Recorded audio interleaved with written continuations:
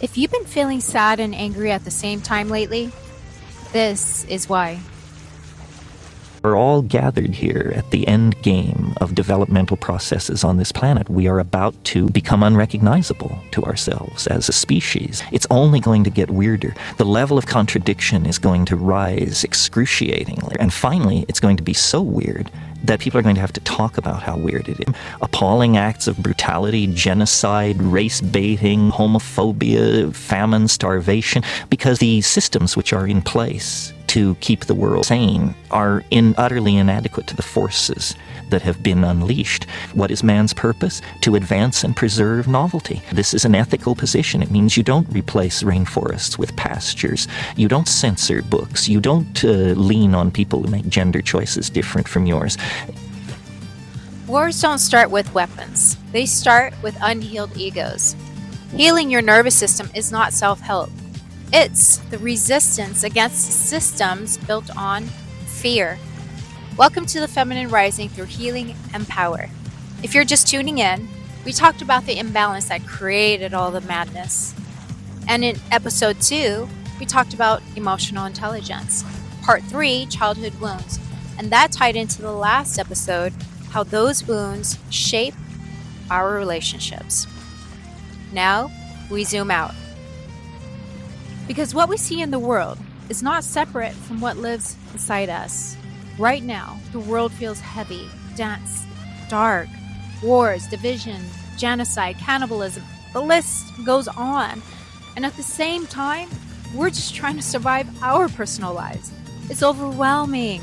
I feel it. I know you do too. Sadness, anger, grief. Someone asked me recently, what can we even do?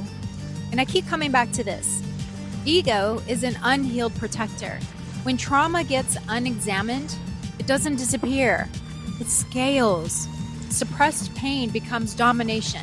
Unprocessed anger becomes violence. Emotional illiteracy becomes greed. Wars are macro-level emotional dysregulation. What we're witnessing globally is what happens when power meets unhealed wounds. And emotional intelligence? That's global peace work.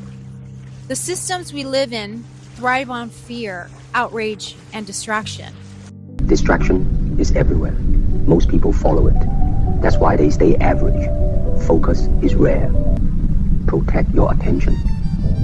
An unregulated population is easy to steer, but a regulated one can't be manipulated. So what do? We alchemize, we face our shadows, we metabolize our anger. We turn our grief into clarity. We burn away illusion, not with rage, but with awareness. Because the fire was never meant to destroy you. It was meant to purify you. When we clear our internal chaos, we stop reacting. We start responding. We reconnect to something higher. Call it divine consciousness, inner wisdom, source. And from that place, we become sovereign. There's no more sitting back and watching the world burn.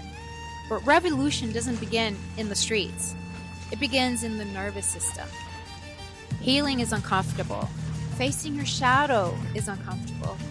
But fear is often the ego's final defense against your evolution. You're not fragile. You're not powerless. You are far more capable than the darkness you're witnessing. And the most radical act right now is unity, rooted in consciousness. So we begin within, and we watch it ripple outwards into our homes, our relationships, our communities, and eventually our world. This is the fire, not destruction, transformation. This was episode 5 of the Feminine Rising through Healing and Power. And the question now is, will you let the fire consume you or refine you? But healing doesn't end in awareness. It ends in embodiment.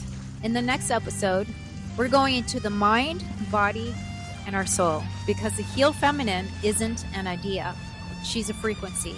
And she's the bridge between heaven and earth. I'll see you there.